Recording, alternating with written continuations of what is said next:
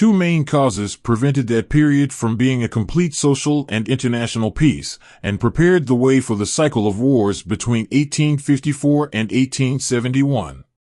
The first of these was the tendency of the royal courts concerned towards the restoration of unfair privilege and interference with freedom of thought and writing and teaching. The second was the impossible system of boundaries drawn by the diplomatists of Vienna. The inherent disposition of monarchy to march back towards past conditions was first and most particularly manifest in Spain. Here even the Inquisition was restored.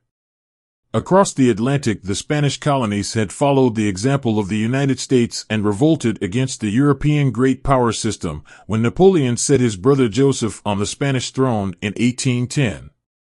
The George Washington of South America was General Bolivar. Spain was unable to suppress this revolt. It dragged on much as the United States War of Independence had dragged on, and at last the suggestion was made by Austria, in accordance with the spirit of the Holy Alliance, that the European monarch should assist Spain in this struggle. This was opposed by Britain in Europe, but it was the prompt action of President Monroe of the United States in 1823 which conclusively warned off this projected monarchist restoration. He announced that the United States would regard any extension of the European system in the Western Hemisphere as a hostile act.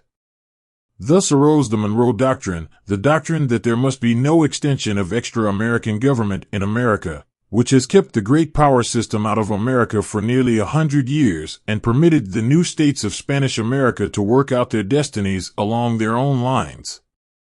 But if Spanish monarchism lost its colonies, it could at least, under the protection of the concert of Europe, do what it chose in Europe.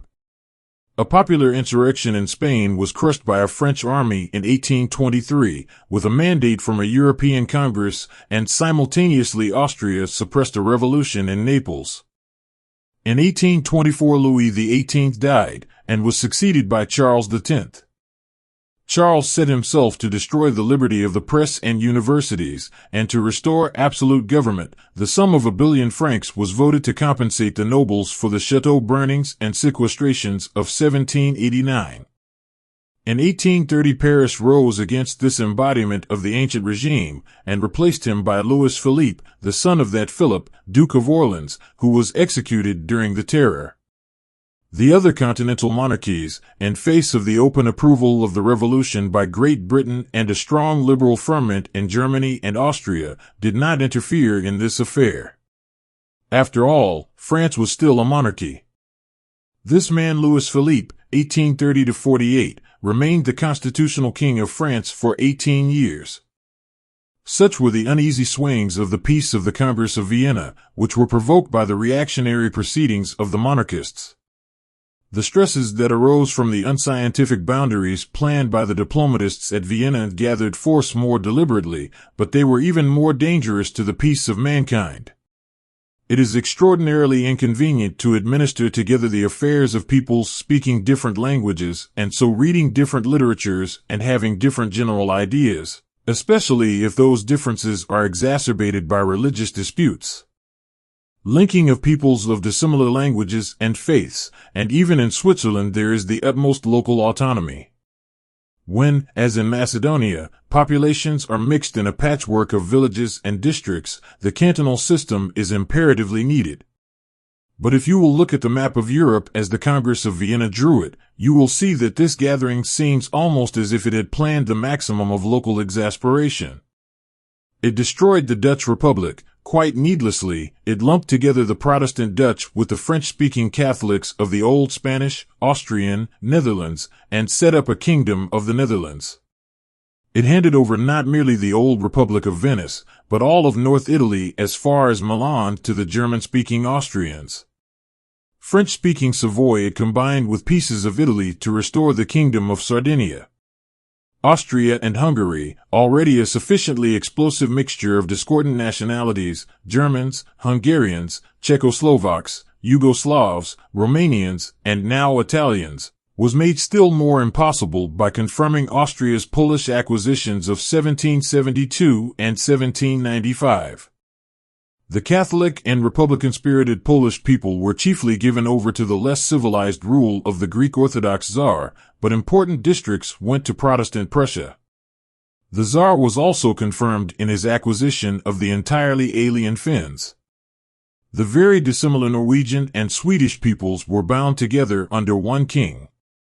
Germany was left in a particularly dangerous state of muddle.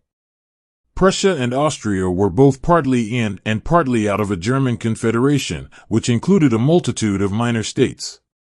The King of Denmark came into the German Confederation by virtue of certain German-speaking possessions in Holstein. Luxembourg was included in the German Confederation, though its ruler was also King of the Netherlands, and though many of its peoples talked French. Here was a complete disregard of the fact that the people who talk German and base their ideas on German literature, the people who talk Italian and base their ideas on Italian literature, and the people who talk Polish and base their ideas on Polish literature will all be far better off and most helpful and least obnoxious to the rest of mankind if they conduct their own affairs in their own idiom within the ring fence of their own speech. Is it any wonder that one of the most popular songs in Germany during this period declared that wherever the German tongue was spoken, there was the German fatherland? In 1830, French-speaking Belgium, stirred up by the current revolution in France, revolted against its Dutch association in the Kingdom of the Netherlands. The powers, terrified at the possibilities of a republic or of annexation to France, hurried in to pacify this situation, and gave the Belgians a monarch, Leopold I of Saxe-Coburg-Gotha.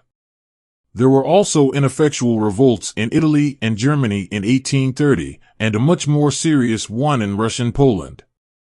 A Republican government held out in Warsaw for a year against Nicholas I, who succeeded Alexander in 1825, and was then stamped out of existence with great violence and cruelty. The Polish language was banned, and the Greek Orthodox Church was substituted for the Roman Catholic as the state religion. In 1821 there was an insurrection of the Greeks against the Turks. For 6 years they fought a desperate war, while the governments of Europe looked on. Liberal opinion protested against this inactivity, volunteers from every European country joined the insurgents, and at last Britain, France, and Russia took joint action. The Turkish fleet was destroyed by the French and English at the Battle of Navarino, 1827, and the Tsar invaded Turkey. By the Treaty of Adrianople, 1829, Greece was declared free, but she was not permitted to resume her ancient republican traditions. A German king was found for Greece, one Prince Otto of Bavaria, and Christian governors were set up in the Danubian provinces, which are now Romania, and Serbia, a part of the Yugoslav region. Much blood had still to run, however, before the Turk was altogether expelled from these lands.